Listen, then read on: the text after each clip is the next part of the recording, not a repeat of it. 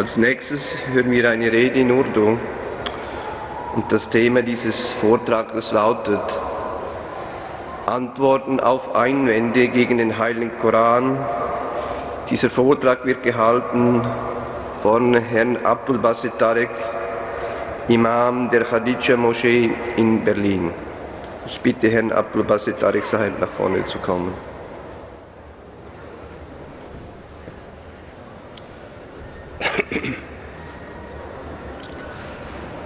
أشهد أن لا إله إلا الله وحده لا شريك له وأشهد أن محمدا عبده ورسوله أما بعد فأعوذ بالله من الشيطان الرجيم بسم الله الرحمن الرحيم افلا يتدبرون القرآن ام على قلوب اقفالها سورہ محمد آیت 25۔ کیا یہ لوگ قرآن پر تدبر اور غور و فکر نہیں کرتے یا ان کے دلوں کے اوپر قفل پڑے ہوئے ہیں، یعنی ان کی سوچ اور فکر کی صلاحیت مفلوج ہو چکی ہے۔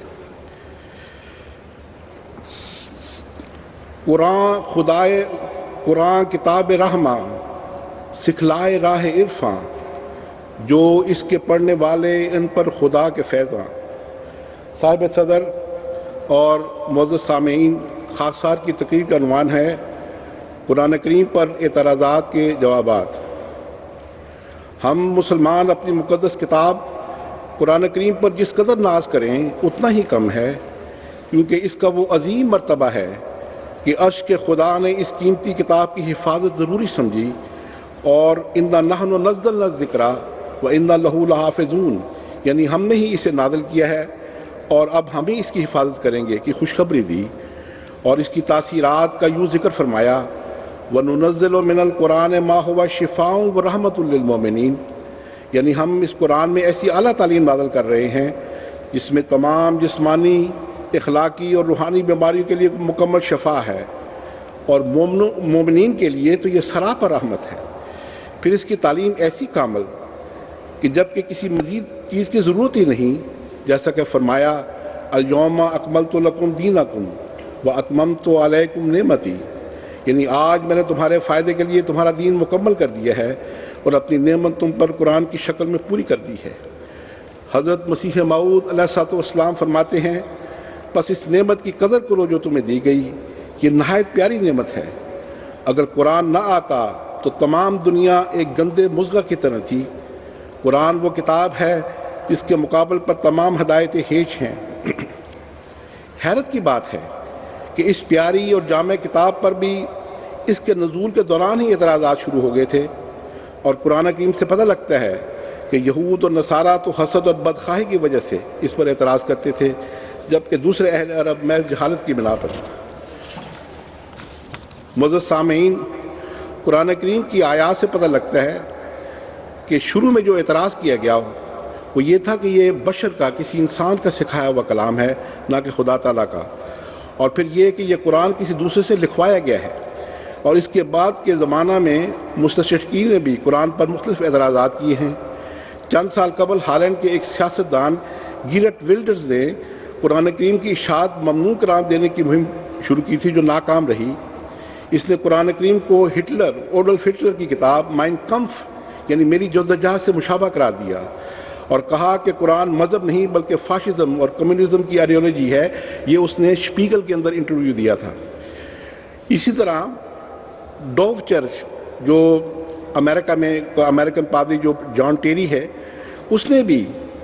11 سپٹمبر کو یہ پروگرام بنایا تھا کہ ہم قرآن کریم کے سارے نسخے جلا دیں، اور اس نے بھی وہی اعتراض اٹھایا ہے۔ جان ٹیری جو امریکن پادری ہے، اس نے یہ کہا تھا کہ یہ قرآن خدا کا کلام نہیں ہے، بلکہ مختلف اسکالروں نے اور بڑے انٹیلیجنٹ لوگوں نے صدیوں کے دوران اس کو جمع کیا ہے، اور یہ نعوذ باللہ من ذالک حضرت صلی اللہ علیہ وسلم نے اس کو خدا کا کلام منسوب کر کے اس کو پھیلا دیا ہے۔ یہ اسی کا اعتراض ہے جو آج دہرایا گیا، آج کے زمانے میں پھر دہرایا گیا ہے۔ حضرات، جب ہم قرآن کریم پر اعتراضات کا ایک مجموعی جائزہ لیں تو ہمیں اس کے پس پردہ مندرجہ ذیل وجوہات نظر آتی ہیں۔ پہلی یہ کہ اکثر مستشرقین عربی زبان، عربی گرامر اور عربی محاورے کا یا تو بالکل علم نہیں رکھتے، اور اگر رکھتے بھی ہیں تو بالکل سطحی سا، جبکہ قرآن کریم کے صحیح مطالب سمجھنے کے لیے عربی زبان اور گرامر وغیرہ پر دسترس ضروری ہے۔ دوسری وجہ قلت تدبر یعنی غور و فکر کی یہ بغیر جھٹ اعتراض کر دینا ہے۔ تیسری وجہ تعصب اور حسد ہے، یعنی اسلام دشمنی جو امتحان کو اندھا کر دیتی ہے اور اس سے سچائی نظر نہیں آتی۔ چوتھی وجہ تاریخی پس منظر اور نزول قرآن کے وقت حالات سے لا علمی اور ادھوری واقفیت ہے۔ ایک اور وجہ معترض کا ذاتی طور پر مذہب سے دور اور بیگانہ ہونا، روحانیت سے بے بہرہ، عبادات اور الہامی کتب سے عدم دلچسپی اور سنی سنائی بات کو اعتراض کے رنگ میں پیش کرنا ہے۔ یہ بالکل جو آج کل کے دو بڑے آدمی جنہوں نے قرآن کریم کے اوپر اعتراضات کیے ان کا یہی حال ہے۔ وہ خود مذہبی لوگ، وہ جو ہالینڈ کا جو وزیر ہے، جو وہ سیاستدان ہے، وہ کوئی مذہبی آدمی نہیں ہے، اس کو اپنی بھی الہامی کتاب کے ساتھ کوئی نہ دلچسپی ہے، نہ اس نے کبھی کھول کے پڑھا، اور کوئی مس نہیں ہے، لیکن اس نے اعتراضات بہت زیادہ کی ہیں۔ پھر ایک اور وجہ جس سے دوسروں کو موقع مل جاتا ہے اعتراض کا، وہ یہ ہے کہ بعض مفسرین نے آیات کی ایسی تفسیر کی ہے جس کی نہ تو قرآن کریم کی دوسری آیات اس کی تائید کرتی ہیں اور نہ ہی حضرت صلی اللہ علیہ وسلم کا نمونہ اس کی تائید کرتا ہے، جیسے قتل مرتد، نسخ فی القرآن یعنی قرآن کریم کی بعض آیات نے دوسری آیات کو منسوخ کر دیا، جہاد کا ایک قتال کا تصور جس میں قتل و خون اور خون ریزی کی تعلیم دی گئی ہو، یا عورت کے بارے میں ایسے احکامات جس کے بارے میں عورت کا مقام گرایا گیا ہو۔ یہ جو تفاسیر ہیں، انہوں نے ان معترضین کو قرآن پر حملہ کرنے کا موقع دیا ہے۔ اس کے علاوہ آج کل یعنی عصر حاضر کے مسلمانوں کا غلط رویہ بھی ہے جس کا اسلام سے دور کا بھی تعلق نہیں، جیسے دہشت گردی، خودکش حملے، جبر کی شادی، فرقہ دارانہ فساد اور مختلف قسم کے علماء کے فتاویٰ۔ یہ ایسے لوگ ہیں کہ یہ لوگ ہر وقت اسلام کے دشمن طاق میں رہتے ہیں کہ کہیں ہمیں کوئی بات ملے ہم فوری طور پر اس کو پکڑ کے کہیں کہ یہ ہے اسلام اور یہ ان کی قرآن کریم کی تعلیم ہے، ان کی شریعت کی بنیاد چونکہ قرآن کریم ہے، اور یہ دیکھیں انہوں نے یہ تعلیم ہے۔ کیا اس تعلیم کے ساتھ ہم ماڈرن زمانے میں، اس روشنی کے زمانے میں زندہ رہ سکتے ہیں؟ کیا یہ تعلیم ہمیں یورپ میں اور اس روشنی کے زمانے میں ہمیں یہ مناسب ہے؟ کیا ہم اس کے ساتھ کیا ہم اس کے ساتھ گزارا کر سکتے ہیں؟ یہ وہ باتیں ہیں جس نے قرآن کریم کے اوپر اعتراضات کا ایک موقع مہیا کر دی ہے دوسروں کو۔ پہلا اعتراض کہ جو نزول قرآن کے وقت سے چلا آتا ہے، اور جو پادری امریکن پادری ہے جان ٹیری، اس نے اس کو دوبارہ دہرایا اس زمانے میں کہ نعوذ باللہ من ذالک حضرت صلی اللہ علیہ وسلم نے یہ خود ہی لکھوا لیا ہے یا لکھ لیا ہے اور خدا کی طرف منسوب کر دیا ہے۔ خدا تعالیٰ کے فضل سے ہمیں اس میں ذرا برابر شک نہیں کہ قرآن خدا کا کلام ہے اور کسی انسان کا کلام نہیں۔ نزول قرآن کے وقت عربوں میں یہود و نصارہ اور مشرکین مکہ میں اعلیٰ درجے کے شاعر اور فصیح و بلیغ لوگ موجود تھے جن کو اپنی زبان دانی پر بے حد ناز تھا، اور وہ باقی دنیا کو عجمی یعنی گونگی کہتے تھے۔ اس کے علاوہ اسلام سے شدید دشمنی رکھنے والے یہود و نصارہ موجود تھے جو تورات اور اناجیل کا گہرا علم رکھتے تھے۔ ان کے سامنے قرآن کریم کی ایک سورت جیسی سورت لانے یا قرآن کریم جیسی کتاب لانے کا مطالبہ، جس کا ذکر قرآن کریم میں متعدد جگہ پر پیش کیا گیا ہے، اس کا وہ جواب نہیں دے سکے۔ بار بار ان سے مطالبہ ہوتا تھا، اور قرآن کریم نے بار بار ان سے مطالبہ کیا ہے، ہاتھوں برہانکم ان کنتم صادقین وَإِن كُنتُم فِي رَيْبٍ مِّمَّا نَزَّلْنَا عَلَىٰ عَبْدِنَا فَأْتُوا بِسُورَةٍ مِّن مِّثْلِهِ وَادْعُوا شُهَدَاءَكُم مِّن دُونِ اللَّهِ إِن كُنتُم صَادِقِينَ۔ اگر یہ تمہیں شک ہے کہ یہ کتاب انسان کا کلام ہے تو تم ایسی کوئی صورت لے آؤ، کوئی قرآن لے کے آؤ۔ جس کا جواب وہ نہ دے سکے، اور نہ آج تک کسی کو اس کتاب کی نظیر لانے کی جرت ہوئی ہے۔ قرآن کی الہامی زبان کی فصاحت و بلاغت کا مقابلہ کسی بشر کے بس کی بات نہیں۔ حضرت مسیح موعود علیہ السلام فرماتے ہیں کہ انہوں نے یعنی کفار عرب نے قرآن کے اعلیٰ مراتب بلاغت کو قبول کیا اور اس کی عظیم الشان فصاحت سے تعجب میں رہ گئے اور کہا کہ یہ تو سری جادو ہے، اور اکثر ان کے اس قرآنی معجزہ پر ایمان لائے، اکثر قرآن کریم سن کر روتے اور سجدہ کرتے تھے۔ پھر دوسرا ثبوت قرآن کریم کے من جانب اللہ ہونے کا کہ یہ خدا کا کلام ہے، غیب کی خبریں ہیں جن کا تعلق ماضی بعید سے بھی ہے اور مستقبل سے بھی۔ قرآن کریم وَعِندَهُ مَفَاتِحُ الْغَیْبِ کہہ کر صرف خدا تعالیٰ کی ذات کو ہی عالم الغیب کہتا ہے، اور وہ خدا اپنی ہستی کے ثبوت کے لیے اپنی کسی مرسل پر وہ پردہ غیب پر وہ غیب ظاہر کرتا ہے، جیسے کہ فرمایا لا یظہر علی غیبہ الا من ارتضی من رسول، کہ وہ خدا کسی شخص پر بھی، کسی انسان پر بھی غیب کی باتیں نہیں بتاتا، یعنی اس کو غلبہ نہیں دیتا سوائے اس کے کہ رسولوں اور انبیاء میں سے وہ جس کو اس بات کے لیے چن لے۔ قرآن ہمیں کروڑوں سال پہلے کی بھی خبریں بھی بتاتا ہے اور آئندہ کی بھی۔ آج دنیائے سائنس کائنات کے مارد وجود میں آنے سے متعلق بگ بینگ تھیوری، یعنی یہ کہ کائنات ایک زوردار دھماکے سے مارد وجود میں آئی، پیش کر رہی ہے۔ وہ رب رحیم و علیم جس نے آج سے 1500 سال قبل اس لوح محفوظ میں رقم کر دی۔ خدا کا وعدہ کہ فرعون کی لاش کو محفوظ کیا جائے گا، اس کے علاوہ بہت ساری قدیم تہذیبیں اور اقوام جو لاکھوں سال پہلے تباہ ہو گئیں، وہ آج آثار قدیمہ والے ان کی دریافت کر کے قرآن کریم کے بیانات کی تصدیق کر رہے ہیں۔ اصحاب الکہف جن کی تصدیق ہر سال کروڑوں سیاح روم یعنی اٹلی میں کیٹاکومز کو دیکھ کر کر رہے ہیں، مختلف علوم کے ماہرین کی دن رات کی تحقیقات کہ زندگی اس کرۂ ارض پر کیسے پیدا ہوئی اور اس نے کون سی ارتقائی منازل طے کی ہیں، قرآنی آیات کی سچائی کا اعلان کر رہی ہیں۔ پھر یہ کیسی حیرت کی بات ہے کہ کیا 1500 سال قبل ایک امی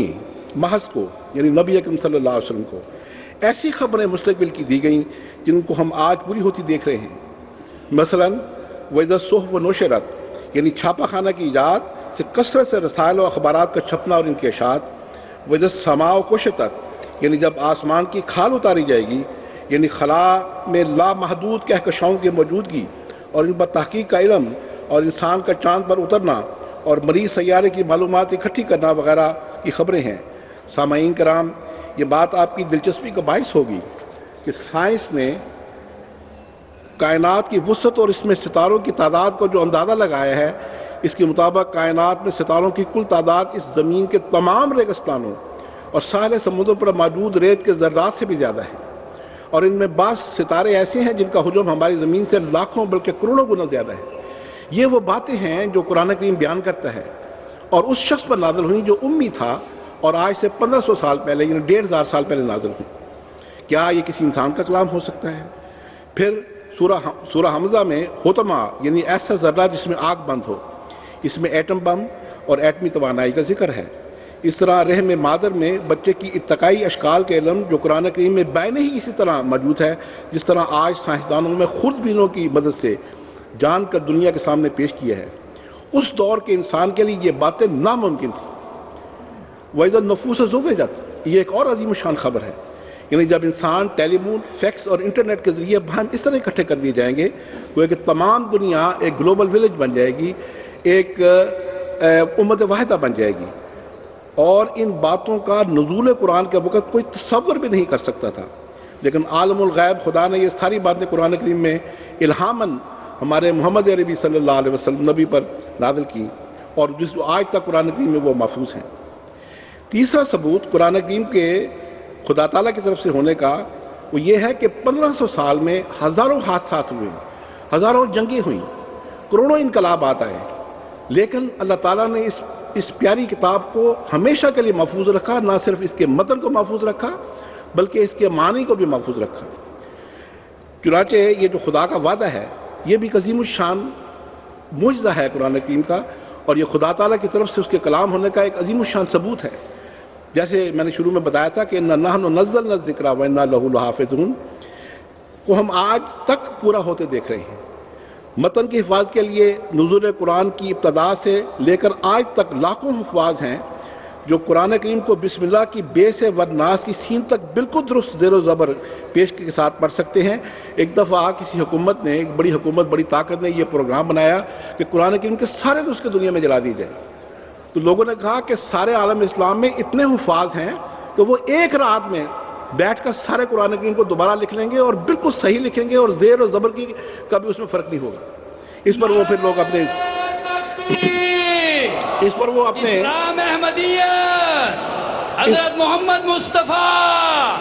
قرآن کریم، زندہ باد، قرآن کریم۔ اور یہ عجیب بات ہے کہ وہ اس پر ان کو حیرت ہوئی کہ اچھا یہ ایک ایسی الہامی کتاب ہے، کوئی دنیا میں الہامی کتاب نہیں ہے، نہ وید ہیں، نہ بھگوت گیتا، نہ انجیل، نہ عہد نامہ قدیم جس کا کوئی حافظ جو ہے وہ دنیا میں موجود ہو، لیکن قرآن کریم کے عالم اسلام میں سینکڑوں حفاظ ہیں، اور یہ ایسا عظیم الشان معجزہ ہے کہ اللہ تعالیٰ نے ایسی برکت دی ہے اس کلام کو کہ ہمارے چھوٹے چھوٹے بچے 6 7 8 سال کے بچے جو ہیں وہ جب قرآن کریم کو حفظ کرنا شروع کرتے ہیں تو اللہ تعالیٰ ایسی برکت دیتا ہے ان کو کہ سارا قرآن کریم وہ حفظ کر سکتے ہیں۔ یہ عظیم الشان ایک معجزہ ہے، اور میں سمجھتا ہوں کہ اللہ تعالیٰ نے قرآن کریم کو انسان کے ہمیں علماء کے اور نیک لوگوں کے دلوں میں محفوظ کیا ہے، ہمارے ذہنوں میں بھی محفوظ کر دیا ہے۔ چنانچہ ایک اور بات جو ہوئی ہے وہ یہ ہے کہ عربی زبان میں کوئی ایسا تغیر نہیں آیا کہ قرآن کی زبان متروک ہو جائے۔ آج جو ہندوؤں کی مقدس کتابیں ہیں، ویداس، بھگوت گیتا، وہ سنسکرت میں ہیں۔ کتنے لوگ جانتے ہیں سنسکرت؟ ترجمہ ہی ترجمہ ہے، لیکن قرآن کریم اصل عربی زبان میں محفوظ ہے، اسی عربی زبان میں جس پر خدا تعالیٰ نے حضرت صلی اللہ علیہ وسلم پر وہ نازل کیا۔ آپ وہ دیکھ لیں، حضرت مسیح علیہ السلام آرامی زبان بولتے تھے، پھر اس کے بعد عبرانی میں ترجمہ ہوا، پھر یونانی میں ترجمہ ہوا، اللہ بہتر جانتا ہے۔ اور پھر بائبل کے بارے میں تو یہ آتا ہے کہ ایک وقت آیا کہ بائبل کے سارے نسخے جلا دیے گئے، ایک نسخہ بھی محفوظ نہیں رہا، اور بعد میں بعض عیسائیوں نے اپنی یادداشت سے وہ ساری جو بائبل آج جو ہمارے ہاتھ میں جو بائبل ہے وہ ساری یادداشت سے لکھی ہوئی ہے، اور کسی کے پاس کوئی ثبوت نہیں ہے کہ واقعی یہ وہ باتیں ہیں جو حضرت مسیح نے کہیں، لیکن اللہ تعالیٰ نے ایسا سامان کیا ہے کہ وہ آیات جس میں حضرت صلی اللہ علیہ وسلم کی آمد کی پیشگوئی ہے یا اسلام کی صداقت کی باتیں اس میں پیشگوئی کے طور پر رنگ میں ہے، اللہ تعالیٰ نے ان کو محفوظ رکھا ہے۔ تو یہ قرآن کریم کی زبان آج تک بولی جاتی ہے، سمجھی جاتی ہے، لکھی اور پڑھی جاتی ہے، اور ساری دنیا میں دنیا کا کوئی ملک ایسا نہیں ہے جس میں قرآن کریم کی زبان کو سمجھنے والے، اس کو پڑھنے والے اور اس کا مفہوم یعنی اس کا علم رکھنے والے موجود نہ ہو۔ لیکن باقی یہ خوبی کسی اور حامی کتاب کو حاصل نہیں۔ عربی زبان جو کہ ام الالسنہ ہے، یعنی تمام زبانوں کی ماں ہے، سب سے زیادہ پڑھی اور لکھی جانے والی فصیح زبان ہے۔ قرآن کریم کے معنی، اس کی عظیم الشان حقائق اور معرف کی حفاظت کے لیے ہر صدی میں ایسے ربانی علماء اور مجددین موجود رہے جو خدا سے علم پا کر دنیا کو صحیح معنی سے آگاہ کرتے رہے اور غلطیوں کی اصلاح کرتے رہے۔ الحمدللہ علی ذالک۔ یہ ہے قرآن کریم کا ایک عظیم الشان معجزہ، اور یہ تمام دلائل ایسے ہیں کہ کوئی شخص ان دلائل کو توڑ نہیں سکتا کہ ہر زمانے میں اللہ تعالیٰ نے مجددین کے ذریعے قرآن کریم کی جو اس کے اندر ایک معرف، جو اس کے معرف ہیں، جو اس کا مفہوم ہے، جو اس کا ترجمہ ہے، اس کی بھی حفاظت کی ہے، اس کی متن کی بھی حفاظت کی، اس کی عبارت کی بھی حفاظت کی، اور اس کے اندر جو مفاہیم، جو قرآن کریم کے معرف ہے، اس کی بھی حفاظت کی گئی۔ پھر یہ اعتراض ایک یہ بھی کیا گیا ہے جو آج کل چل رہا ہے، اور میں نے کئی دفعہ چرچوں میں اور دوسرے لوگوں سے ہی سنا ہے کہ قرآن کریم تو بائبل سے نقل کیا گیا ہے۔ اس بارے میں لطیفہ یہ ہے کہ یہودی علماء آج تک عیسائیوں کے اوپر یہ حملہ کرتے ہیں کہ اناجیل کی پوری عبارتیں عہد نامہ قدیم سے نقل کی گئی ہیں، اور ان کے پاس ثبوت ہے اس کا کہ تم یہ کہتے ہو کہ قرآن کریم انجیل سے نقل کیا گیا ہے، تم پہلے اپنی کتاب کی خبر لو، تم نے تو پوری عبارتیں جو ہیں وہ عہد نامہ قدیم سے عہد نامہ جدید یعنی اپنی اناجیل میں اس کو نقل کی ہوئی ہیں۔ اس اعتراض کا جواب یہ ہے کہ قرآن سے پتہ یہ لگتا ہے کہ نزول قرآن کے وقت یہود و نصارہ شدید حسد میں مبتلا ہو گئے تھے کہ نیا کلام الہی حضرت صلی اللہ علیہ وسلم پر کیوں نازل ہوا ہے۔ اگر انہوں نے دیکھا ہوتا کہ ہماری کتب سے باتیں نقل کر کے قرآن بنایا جا رہا ہے اور اسے حرف پہ حرف خدا کا الہام بنا کر پیش کیا جا رہا ہے تو وہ شور مچا دیتے، اور حضرت صلی اللہ علیہ وسلم کا نعوذ باللہ مفتری علی اللہ ہونا ہر جگہ مشہور کر دیتے۔ لیکن ایسا ایک واقعہ بھی تاریخ میں نہیں ملتا، بلکہ سورہ مائدہ میں بعض اہل کتاب کا ذکر ہے جنہوں نے روتے ہوئے خدا کے نازل کردہ کلام کی سچائی کی گواہی دی۔ اور دوسری بات یہ کہ حضرت صلی اللہ علیہ وسلم خود تو لکھنا پڑھنا نہ جانتے تھے، اگر انہوں نے کسی صحابی سے یا کسی دوست سے یا کسی انسان سے بائبل سے نقل کروایا ہوتا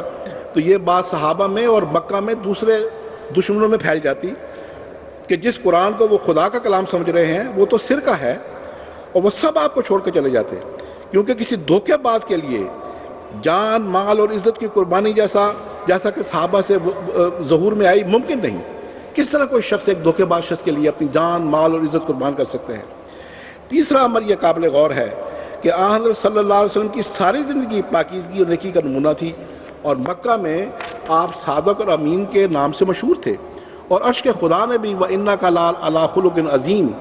کی گواہی دی۔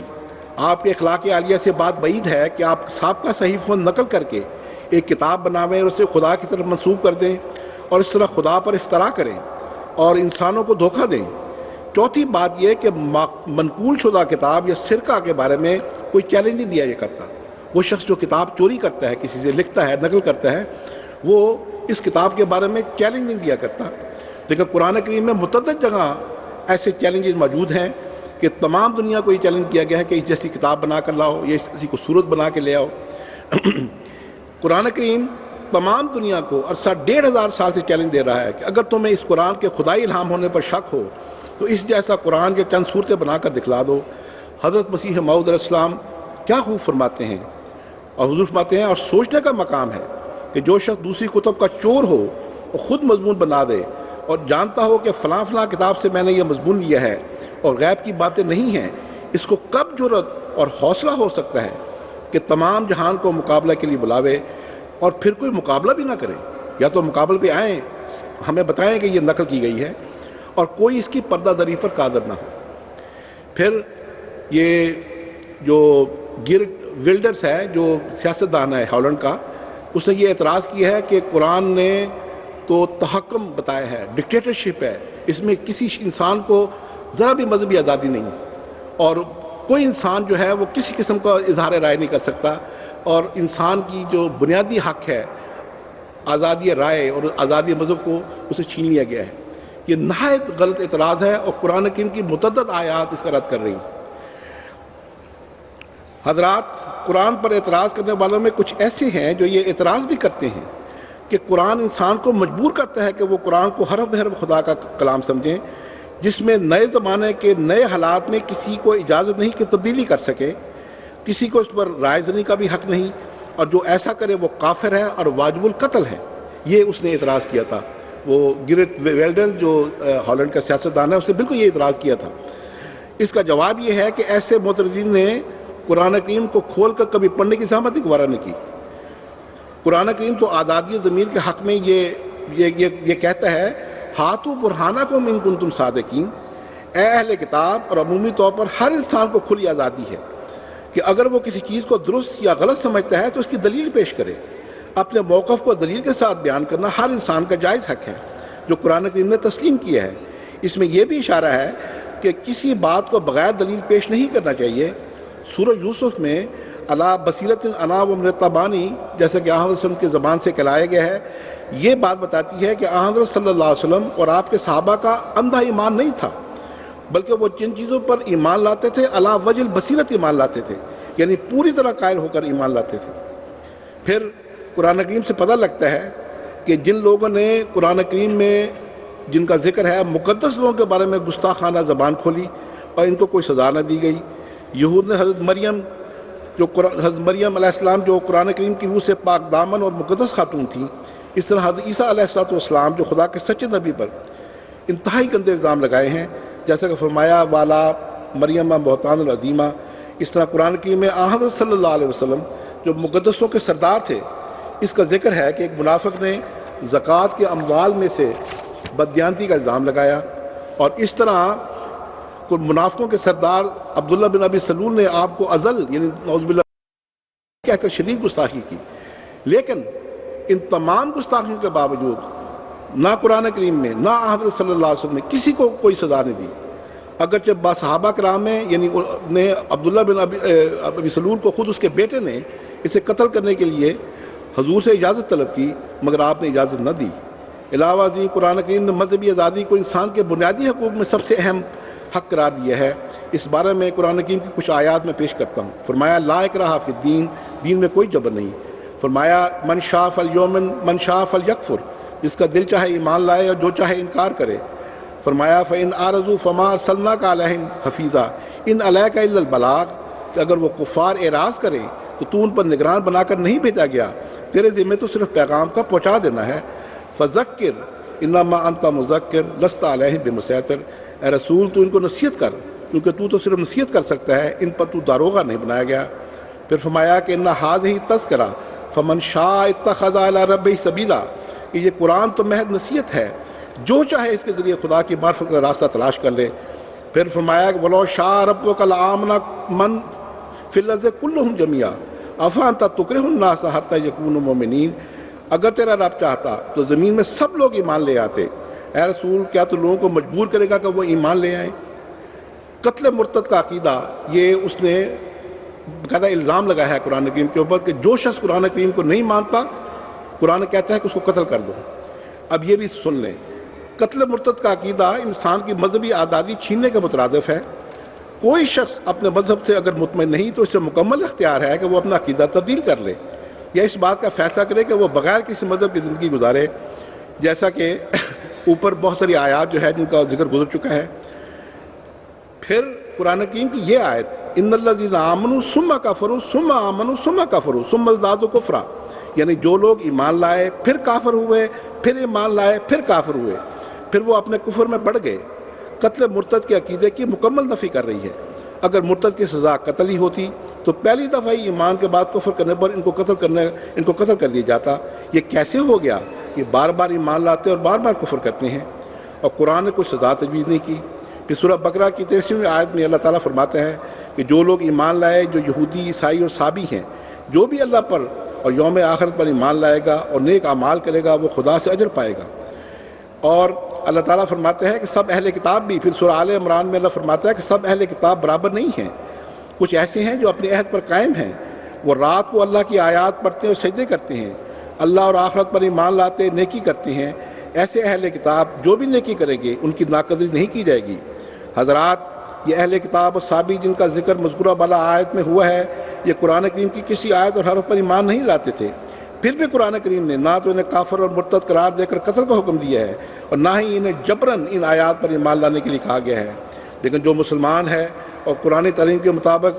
خوب سوچ سمجھ کر اور غور و فکر کر کے دل سے قائل ہو کر علی وجہ البصیرت قرآن پر ایمان لایا ہے، ظاہر ہے کہ وہ قرآن کے ہر حرف پر ایمان لایا ہے اور وہ کسی قسم کی تبدیلی قرآن کریم میں نہیں چاہتا۔ لیکن اگر وہ اسلام کو ترک کر کے کوئی دوسرا عقیدہ اختیار کرنا چاہے تو اسے خدا تعالیٰ کی طرف سے آزادی دی گئی ہے۔ در حقیقت امریکن پادری جان ٹیری اور ہالینڈ کے وزیر گیرٹ والڈر کو میں معذور سمجھتا ہوں کہ وہ جب مسلمان ممالک میں دہشت گردی، خودکش حملے، مسلمان علماء کے قتل مرتد کے فتاویٰ، تنگ نظری، فرقہ وارانہ فسادات اور عورتوں پر ظلم، انسانی حقوق کی پامالی اور ظلم و تشدد کی خبریں مغربی میڈیا اور رسائل میں پڑھتے ہیں تو وہ سمجھتے ہیں کہ شاید یہی اسلام ہے اور اس کی وجہ قرآن کریم کی تعلیم ہے، لہذا اب قرآن میں تبدیلی ضروری ہے تاکہ دنیا میں امن قائم ہو۔ خدا کے فضل سے قرآن کریم کا جو حسن احمدی مسلمانوں نے بانی سلسلہ عالیہ احمدیہ اور ان کے خلفاء کی تحریروں اور تقریروں میں دیکھا ہے، اس کے مطابق تبدیلی تو کجا، ہم تو موجودہ دور کے تمام مسائل کا حل اور پائیدار امن کے قیام کا واحد ذریعہ قرآن کریم کو جانتے ہیں۔ پھر اس نے ایک یہ بھی اعتراض کیا ہے، اور یہ واقعی حقیقت ہے کہ بعض مسلمان ممالک میں گرجوں پر حملے کیے گئے، ان کو گرجوں کو تباہ کیا گیا، اور بعض عیسائیوں کو، مثلا مصر میں یہ واقعہ ہوا کہ وہاں پر یہ ایک گرجے پر حمل کر کے وہاں پر 21 عیسائیوں کو قتل کر دیا گیا۔ اس کے لیے یہ بھی اس نے اعتراض کیا ہے۔ لیکن اب آئیے میں آپ کو بتاتا ہوں کہ قرآن کریم کی تعلیم کیا ہے۔ قرآن کریم دوسرے مذاہب کی عبادت گاہوں کا احترام عالمی اور معاشرتی امن کے لیے ضروری سمجھتا ہے، اور جس پر قرآن کریم نے بہت زیادہ زور دیا ہے۔ اگر اسلامی ممالک کے چند سر پھرے لوگ چرچ یا سیناگوگ پر حملہ کرتے ہیں اور ان کو تباہ کرتے ہیں تو اس کی ذمہ داری قرآن پر ہرگز عائد نہیں ہوتی۔ قرآن تو فرماتا ہے کہ اس شخص سے ظالم کون ہو سکتا ہے جس نے اللہ کی مساجد سے لوگوں کو روکا اور اس کی ویرانی کے در پہ ہو گیا۔ یاد رہے کہ سورہ کہف کے آغاز میں عیسائیوں کی عبادت گاہوں کو بھی مسجد کہا گیا ہے، اور خراب کرنے سے مراد تباہ کرنا اور مسمار کرنا بھی ہے، صرف ویران کرنا نہیں۔ پھر اللہ تعالیٰ فرماتا ہے کہ اگر دفاعی جنگوں کے ذریعے خدا تعالیٰ شرارتی انسانوں کو ایک دوسرے سے باز نہ رکھتا تو گرجے اور یہودیوں کی عبادت گاہیں اور متفرق معابد اور مساجد برباد کر دی جاتے۔ آج دنیا کے سارے مسلمان ممالک میں ہزاروں چرچوں اور یہودیوں کی عبادت گاہیں ہیں۔ ہندوؤں کے گرجا گھر کی موجودگی اس بات پر گواہ ہے کہ قرآن نے دوسروں کی عبادت گاہوں کے احترام کی تعلیم دی ہے۔ نبی اکرم صلی اللہ علیہ وسلم جب سپاہیوں کو جنگ پر بھجواتے تو خاص تلقین کرتے کہ غیر مسلم کی عبادت گاہوں کو جنگ کے دوران کسی قسم کا نقصان نہ پہنچایا جائے۔ حضرت عمر رضی اللہ تعالیٰ عنہ جو حضرت علیہ وسلم کے خلیفہ ثانی تھے، جب وہ بیت المقدس گئے ہیں تو وہاں کے مقامی لوگوں کے ساتھ معاہدہ کیا کہ مسلمان، عیسائی اور یہودیوں کی عبادت گاہوں کو کبھی مسمار نہ کریں گے۔ نیز کنیسہ کی سیر کرتے ہوئے یعنی وہاں کے چرچ کی سیر کرتے ہوئے مسلمانوں کے اصرار کے باوجود یہ کہہ کر نماز وہاں نہ پڑھائی کہ مسلمان بعد میں اس چرچ کو مسجد بنا لیں گے، بلکہ نیچے اتر کر دوسری جگہ نماز پڑھائی۔ یہ احترام تھا حضرت عمر نے جو دوسری مذاہب کے عبادت گاہوں کے بارے میں بتایا۔ پھر یہ بھی اعتراض اس نے کیا ہے پادری نے، امریکن پادری نے، کہ اسلام مغرب کا دشمن ہے، اور قرآن میں چونکہ یہود و نصارہ کو کافر کہا گیا ہے جن کو قتل کرنا جہاد ہے، اس لیے قرآن نے مسلمانوں کے دلوں میں مغرب کی تہذیب اور اہل مغرب کے لیے دشمنی کا بیج بوئی دیا ہے۔ اور اب اس کا جواب ذرا سنیے، یہ اس کا اعتراض ہے، اور باقاعدہ اس نے اس اعتراض کو بہت خوفناک طریقے سے پیش کیا ہے کہ مغرب میں جو بھی قتل و غارت ہوتی ہے یا کوئی واقعہ ہوتا ہے یہ مسلمان کرتے ہیں، اور اس کی بنیاد جو ہے قرآنی تعلیم پر ہے۔ فرمایا کہ آپ تمام انسانوں کے لیے قرآن کریم نے حضرت صلی اللہ علیہ وسلم کو رحمت للعالمین کہہ کر اعلان کر دیا ہے کہ آپ تمام انسانوں کے لیے، خواہ وہ مشرق میں آباد ہوں یا مغرب میں، سراسر رحمت ہیں، اور آپ کی تعلیم مشرق و مغرب دونوں کے لیے یکساں امن اور سلامتی کا پیغام ہے۔ اور اسلامی شریعت کی خوبی لا شرقیت ولا غربیہ ہے کہ اس کی شریعت کا جھکاؤ ایک طرف نہیں ہے بلکہ نہایت متوازن ہے، اس لیے امت مسلمہ کو امت وسطیٰ اور خیر امت کہا گیا ہے۔ اس میں کسی کی جان لینے کو حرام قرار دیا گیا ہو، خواہ وہ مشرق کا باشندہ ہو یا مغرب کا باشندہ، جان سب کی یکساں قیمتی ہے۔ یہ ایک بہت ہی ناپاک اعتراض ہے جو پھیلایا جا رہا ہے آج کل کہ مغربی ممالک میں رہنے والے مسلمانوں کے اوپر عرصہ حیات تنگ کیا جائے۔ اب میں آخر میں حضرت مسیح موعود السلام کا ایک حوالہ پیش کرتا ہوں۔ حضور فرماتے ہیں، حضرت مسیح موعود فرماتے ہیں، خدا نے مجھے مبعوث فرمایا ہے کہ میں ان خزائن مدفونہ کو دنیا پر ظاہر کروں، اور ناپاک اعتراضات کا کیچڑ جو ان درخشاں جواہرات پر تھوپا گیا ہے اس سے ان کو صاف کروں۔ خدا تعالیٰ کی غیرت اس وقت بڑی جوش میں ہے کہ قرآن کریم کی عزت کو ہر ایک خبیث دشمن کے داغ و اعتراض سے منزہ و مقدس کرے۔ پھر حضور حضرت مسلم موعود رضی اللہ عنہ فرماتے ہیں، مجھے بھی ایسے قرآن کریم کے معرف عطا کیے گئے ہیں کہ کوئی شخص خواہ کسی علم کا جاننے والا ہو اور کسی مذہب کا پیروکار ہو، قرآن کریم پر جو چاہے اعتراض کرے، خدا تعالیٰ کے فضل سے میں اس قرآن سے ہی اس کا جواب دوں گا۔ نعرہ تکبیر! حضرت محمد مصطفیٰ غلام احمد کی قرآن کریم! اے مسیح محمدی کے غلاموں، تم زمین پر خدا کی آخری جماعت ہو۔ آج قرآن عظیم کے حسن کا نور دنیا میں پھیلانا اور روحانی اندھوں کو بینا کرنا تمہارا سپرد کیا گیا ہے۔ اٹھو اور قرآنی علوم کے نور سے اپنے آپ کو اور اپنی اولادوں کو منور کرو، تاکہ قرآن کریم کی طرف اٹھنے والی ہر حملہ آور تلوار کو علمی اور روحانی اسلحہ سے ٹکڑے ٹکڑے کر سکو۔ وآخر دعوانا ان الحمدللہ رب العالمین۔ نعرہ تکبیر! اسلام احمدیت! حضرت محمد مصطفیٰ غلام احمد کی